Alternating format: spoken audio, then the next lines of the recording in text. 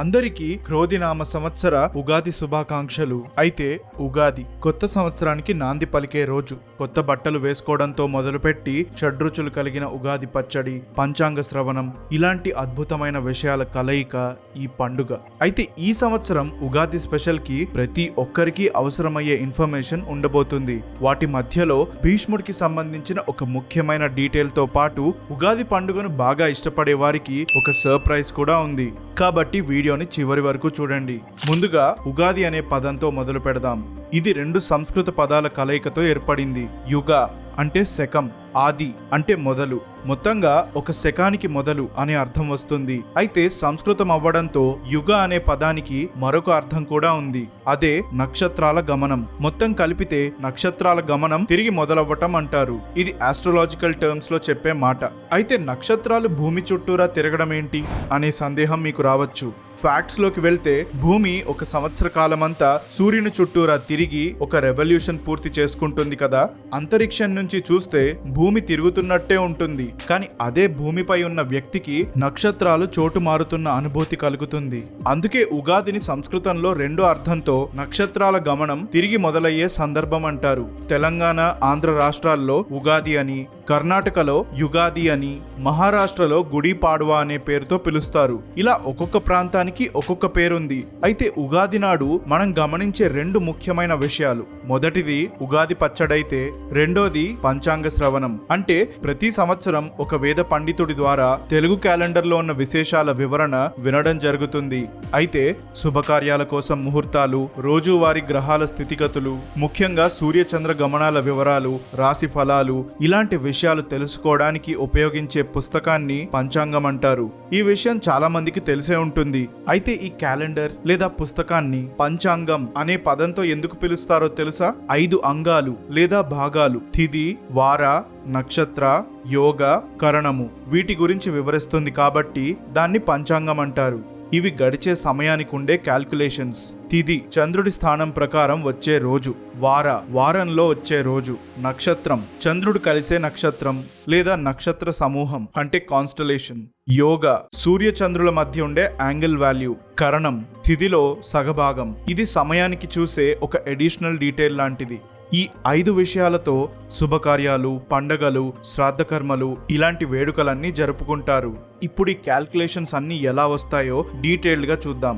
భూమి తన చుట్టూరానే పరిభ్రమించినప్పుడు అంటే రొటేట్ అవుతున్నప్పుడు రాత్రి పగలు ఏర్పడతాయి. అదే సూర్యుడి చుట్టూరా ఒక ఎలిప్టికల్ ఆర్బిట్ లో తిరగడంతో ఋతువులు అంటే సీజన్స్ ఏర్పడతాయి. ఇది అందరికీ తెలిసిన విషయమే. కానీ భూమిపై ఉన్న వ్యక్తికి సూర్య చంద్రులు, నక్షత్రాలు ఇవన్నీ భూమి చుట్టూరా ఒక సర్క్యులర్ ఆర్బిట్ లో తిరుగుతున్నట్టు అనిపిస్తుంది. అయితే పంచాంగంలో ఉన్న వివరాలన్నీ కూడా భూమిపై ఉన్న మానవుడు చూసే దృష్టికోణం అంటే హ్యూమన్ ఐ పర్సెప్షన్ ప్రకారంగా ఉంటాయి. సో అదే పర్సెప్షన్ లో ఫీల్ అయ్యే సర్క్యులర్ ఆర్బిట్ ప్రకారం నక్షత్రాలను 12 గుంపులుగా విభజించారు. ఒక్కొక్క నక్షత్ర గుంపుకి ఒక్కొక్క రకమైన ప్రత్యేక ఆకారం ఉంటుంది. ఆ ఆకారాన్ని ఆధారంగా చేసుకుని వాటికి పేర్లు పెట్టారు. అలా మనకు 12 రాసులు వచ్చాయి. ఇక ఉత్తరాయణ, దక్షిణాయన అనే పుణ్యకాలాలు. ఆయనం అంటే ప్రయాణం అనే అర్థం వస్తుంది. ఇక్కడ కూడా హ్యూమన్ ఐ పర్సెప్షన్ లో సూర్యుడు 12 రాసులను చుట్టి రావడానికి ఒక సంవత్సర కాలం పడుతుంది. ఒక సంవత్సరాన్ని ఉత్తరాయణ, దక్షిణాయన అనే పుణ్యకాలాలుగా విభజించారు. ఒక ఆయనం 6 నెలలు గడుస్తుంది. వాస్తవానికి భూమి సూర్యుడు చుట్టూరా తిరుగుతున్నప్పటికీ ఆ సూర్యుడే కదులుతున్నట్టు మనకు అనిపిస్తుంది. అయితే సూర్యుడు 6 నెలలు భూమికి ఉత్తరం వైపు, మరొక 6 నెలలు దక్షిణం వైపు ఉంటాడు. ఉత్తరం వైపు కనిపించినప్పుడు ఉత్తరాయణం, అలాగే దక్షిణం వైపు అయితే దక్షిణాయనం అని అంటారు. ఇవి దేవతలకు రాత్రి పగళ్లతో సమానం. ఇక్కడ దేవతలంటే ఇంద్ర, వాయు, అగ్ని, కుబేర, వరుణ ఇలా 33 ఆదిత్యులు. అయితే దేవతలు ఉత్తరాయణంలో మేల్కొని ఉంటే దక్షిణాయనంలో నిద్రపోతారు. మహాభారతంలో భీష్ముడు ఈ ఆయనాలు, దేవతల మెలకువ, నిద్ర అనే విషయాలు తెలుసుకుని దక్షిణాయనం పూర్తయ్యే వరకు ఎదురు చూసి ఉత్తరాయణం ప్రవేశించగానే ప్రాణాలు విడిచిపెట్టి విష్ణువులో ఏకమయ్యాడు. అయితే దేవతల మెలకువ అనే పాయింట్తో ఉత్తరాయణ సమయాన్ని అత్యంత పుణ్యకాలంగా భావిస్తారు.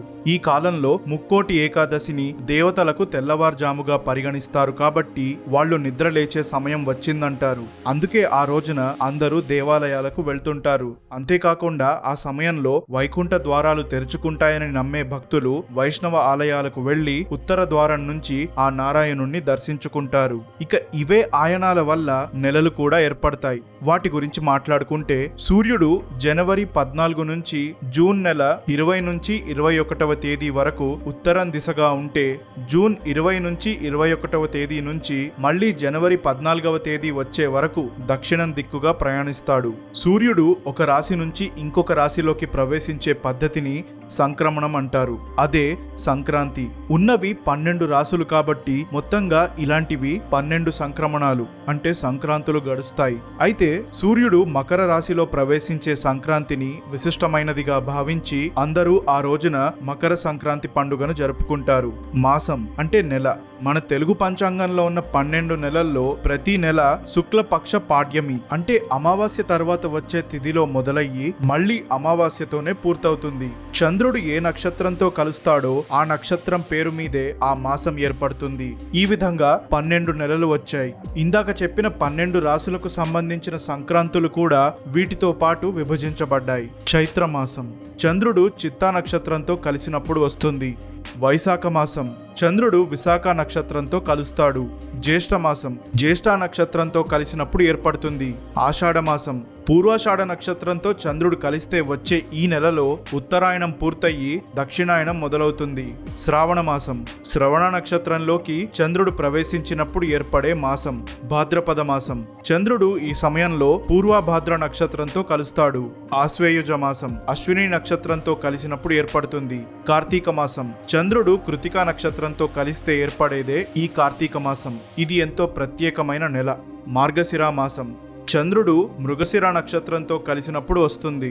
పుష్యమాసం చంద్రుడు పుష్యమి నక్షత్రంతో కలవడం వల్ల ఏర్పడే ఈ మాసంలోనే అందరూ సంతోషంగా జరుపుకునే మకర సంక్రాంతి వస్తుంది.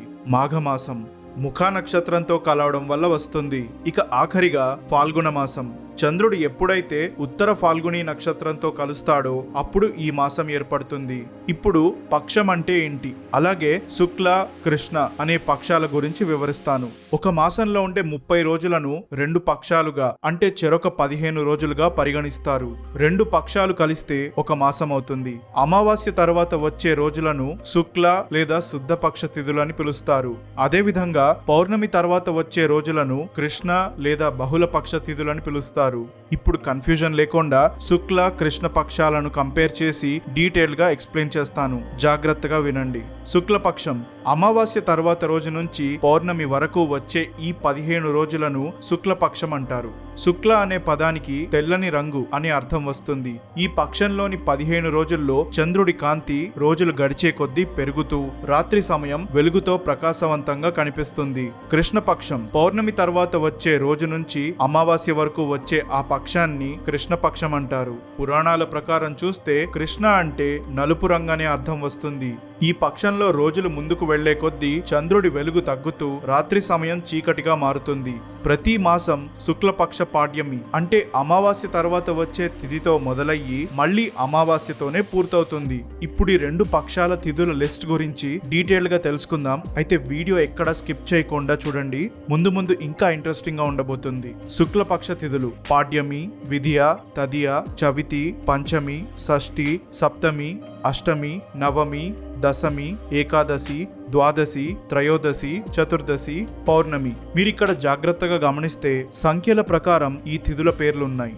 మొదటి 14 తిథుల చివర శుక్లపక్షంలో అయితే శుక్లపక్ష అని, కృష్ణపక్షంలో అయితే కృష్ణపక్ష అనే పదాలు జోడించబడతాయి. ఎగ్జాంపుల్ కి పాడ్యమి అయితే శుక్లపక్ష పాడ్యమి, కృష్ణపక్ష పాడ్యమి. చివరిగా వచ్చే 15వ తిథి మాత్రం శుక్లపక్షంలో పౌర్ణమి అయితే కృష్ణపక్షంలో అమావాస్య అవుతుంది. ఇవి మాత్రమే కాకుండా మన పంచాంగంలో 6 ఋతువులతో పాటు వాటి లక్షణాల వివరణ కూడా ఉంటుంది. మొదటగా వసంత ఋతువు. ఇది చైత్ర, వైశాఖ మాసాల్లో వస్తుంది. ఇంగ్లీష్ క్యాలెండర్లో మార్చ్, ఏప్రిల్ అండ్ మే.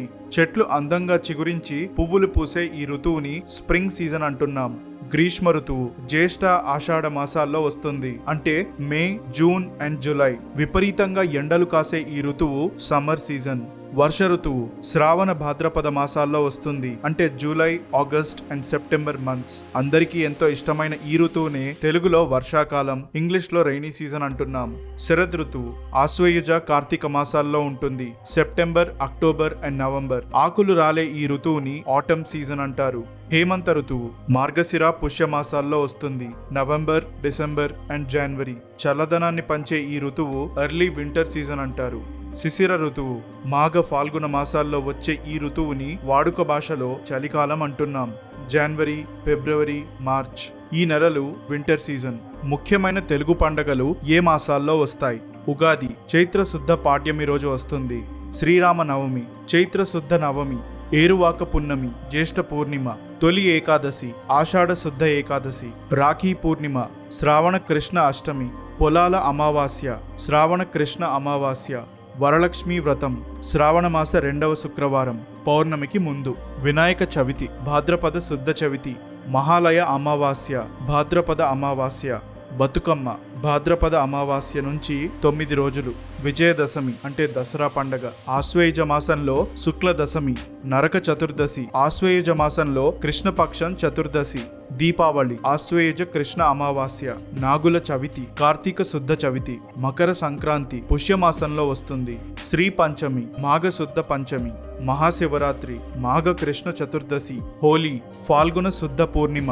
ఈ విధంగా పండగల గురించి తెలుసుకోవచ్చు. దీనితో పాటు పంచాంగంలో శుభముహూర్తం, దుర్ముహూర్తం ఇటువంటి విషయాలు కూడా ఉంటాయి. మీరు కామెంట్స్ లో చెప్తే వాటి గురించి ఒక సెపరేట్ వీడియో డీటెయిల్డ్ గా చేస్తాను. సో కామెంట్ చేసి చెప్పండి. ఆఖరిగా ఉగాది అంటే నూతన సంవత్సరానికి నాంది అని వీడియో మొదట్లో చెప్పిన పాయింట్ ని ఉద్దేశిస్తూ కొన్ని మంచి విషయాలతో ఈ వీడియోని పూర్తి చేద్దాం. ముందుగా ఉగాది పండుగకు కారణమైన మత్స్యావతారం చెప్పే పాఠం. దీని డీటెయిల్డ్ వీడియో ఇంతకు ముందే చేశాను. ఇప్పుడు షార్ట్ గా చెప్తాను. బ్రహ్మ చేతుల్లో ఉన్న వేదాలను దొంగతనం చేసి సోమకాసురుడు గర్భోదకం అనే కాస్మిక్ వాటర్స్ లో కింద భాగానికి వెళ్లి దాక్కున్నాడు. భూమికి బయట నీళ్ళేంటి అనే ప్రశ్న చాలా మంది అడిగారు. ఇదొక కాస్మిక్ ఓషన్ అని మత్స్యావతారం డీటెయిల్డ్ వీడియోలో ఎక్స్ప్లెయిన్ చేశాను. ఒకసారి ఆ వీడియో చూస్తే ఈ పాయింట్ మీద మీకు క్లారిటీ వస్తుంది. ఆ అసురుడు నైమిత్తిక అనే మహాప్రళయం జరిగే సమయంలో అక్కడికి వెళ్ళాడు. ఇందులో భాగంగా బ్రహ్మ చేసిన సృష్టి అంటే ద్వితీయ సృష్టి మాత్రం అంతమయ్యి తిరిగి మొదలవుతుంది. కానీ అలా మొదలవ్వాలంటే సృష్టికి మూలమైన వేదాలతో పాటు ఇతర జీవరాశులు కూడా ఉండాలి. విష్ణువు ఈ సమస్యని పరిష్కరించడం కోసం మత్స్యావతారంలో వచ్చి సత్యవ్రతుడిని కలిశాడు. ఒక పెద్ద నావను నిర్మించి అతనితో పాటు సప్త ఋషులు, పశుపక్షాదుల్లో ఒక్కొక్క జీవికి ఆడ, మగ జంట, చెట్ల విత్తనాలు, ఔషధ మూలికలు వీటన్నిటినీ ఆ ఓడలో ఎక్కించమని చెప్పి ప్రళయం వచ్చే సమయానికి అందరినీ రక్షిస్తానని హామీ ఇచ్చాడు.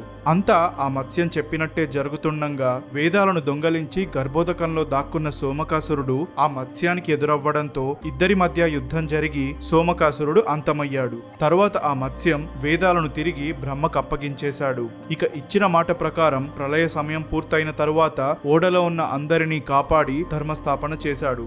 ఓడలాంటి మనిషి మనసు తన జీవితంలో ఉండే బంధాలు అనే సముద్రంలో ఈదుతుంటే ఆధ్యాత్మిక జ్ఞానం అంటే స్పిరిచువల్ నాలెడ్జ్ అనే మత్స్యం వచ్చి జీవాత్మ మొదలైన స్థానాన్ని చూపిస్తుంది.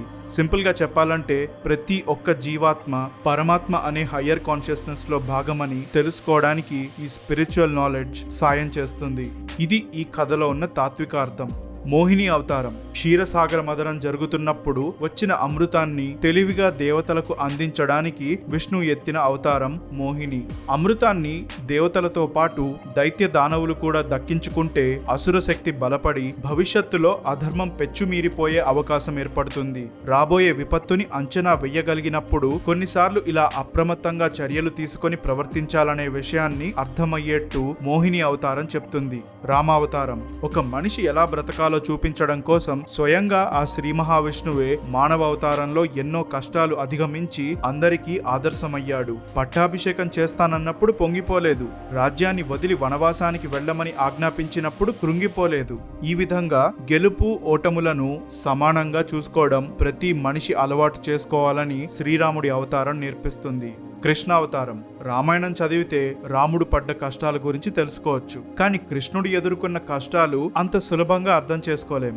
రాకుమారుడిగా దర్జాగా పెరగాల్సిన కృష్ణుడు గోవుల మధ్య వాటిని రక్షిస్తూ ఒక సాధారణ గోప బాలకుడిగా ఎదిగాడు. తాను ప్రేమించిన స్త్రీని పెళ్లి చేసుకోలేకపోయినా తనకు మనసిచ్చిన వాళ్లను పెళ్లి చేసుకున్నాడు. అవహేళన చేస్తారని తెలిసినా కూడా నరకాసురుడు బంధించిన 16,100 మంది రాకుమార్తెలను 16,100 రూపాల్లో పెళ్లి చేసుకుని వాళ్లకు గొప్ప జీవితాన్నిచ్చాడు. తనకు దక్కని రాజ్యం కోసం కురుక్షేత్ర యుద్ధంలో పాండవుల వెంట ఉండి ధర్మాన్ని నిలబెట్టాడు. ఇలా ఎన్ని కోల్పోయినా చుట్టూ ఉన్న వాళ్లకు ప్రేమను పంచుతూ జ్ఞానాన్ని బోధించే గురువుగా కృష్ణుడి నుంచి ఎన్నో విషయాలు నేర్చుకోవచ్చు. అందులో నిస్వార్థం, అందరినీ ఆకట్టుకునే విధంగా సాత్విక జీవితాన్ని గడపటం అనే అంశాలు ముఖ్యమైనవి. జయా విజయుల కథ. బ్రహ్మ మానసపుత్రులు ఒకసారి విష్ణువుని దర్శించుకోవాలని వస్తే వైకుంఠ ద్వారపాలకులైన జయా విజయులు వాళ్లను అడ్డుకున్నారు. ఆ కోపంలో వాళ్లు విధించిన శాపం వల్ల జయా విజయులు 3 జన్మలు నారాయణుడికి శత్రువులుగా భూమి మీద జన్మించాల్సి వచ్చింది. అలా వాళ్లు సత్యయుగంలో హిరణ్యాక్ష హిరణ్యకశిపులుగా, త్రేతాయుగంలో రావణ కుంభకర్ణులుగా, చివరిగా ద్వాపర యుగంలో శిశుపాల దంతవక్రులుగా జన్మించి విష్ణువుని అవతారాలతో అంతమయ్యి విముక్తి పొందారు. జయా విజయులు పొందిన శాపాన్ని విష్ణువు వెంటనే తుడిచేయొచ్చు కదా, దానికోసం మళ్లీ భూమిపై అవతరించి చంపడం ఎందుకు అని చాలా మంది అడిగే ప్రశ్నను ఇక్కడ గమనిస్తే ప్రతి ఒక్కరికి కర్మస్వేచ్ఛ అంటే ఫ్రీడమ్ ఆఫ్ యాక్షన్ ఉంటుంది. కానీ మనసు ఆధీనంలో లేనప్పుడు చేసే కర్మ తప్పయ్యే అవకాశం ఉంటుంది. అప్పుడు దానికి తగిన ఫలితాన్ని అనుభవించక తప్పదు. ఈ విషయాన్ని అర్థం చేసుకొని మాయలు మహిమలు అనే షార్ట్ కట్స్ గురించి ఏమాత్రం ఆలోచించకూడదు. అలాగే ఆ ఫలితాన్ని అనుభవిస్తున్నప్పుడు కర్మస్వేచ్ఛను సరిగ్గా ఉపయోగించాలనే విషయం మనిషి అర్థం చేసుకుంటాడు. ఆధ్యాత్మిక కోణంలో ప్రతి జీవి తనలో ఉన్న పరమాత్మతో ఐక్యం అవ్వడానికి అవకాశం దక్కించుకుంటాడు. సో అది ఫ్రెండ్స్ ఇవాల్టి వీడియో. అందరికీ మరొకసారి క్రోధినామ సంవత్సర ఉగాది శుభాకాంక్షలు. నేను మీ లైఫ్ రామ. తిరిగి కలుస్తూనే ఉందాం.